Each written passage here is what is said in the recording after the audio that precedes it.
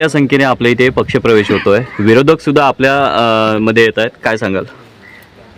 दापोली मतदारसंघामधील खेड तालुक्यामधील भरणे ग्रामपंचायत आणि ह्या भरणे ग्रामपंचायतमधील 4 विद्यमान सदस्यांनी, माजी उपसरपंचांनी आणि शेकडो मनसेच्या कार्यकर्त्यांनी आणि अन्य विविध पक्षांच्या विरोधी पक्षामधील कार्यकर्त्यांनी आज शिवसेनेमध्ये जाहीर प्रवेश केला आहे.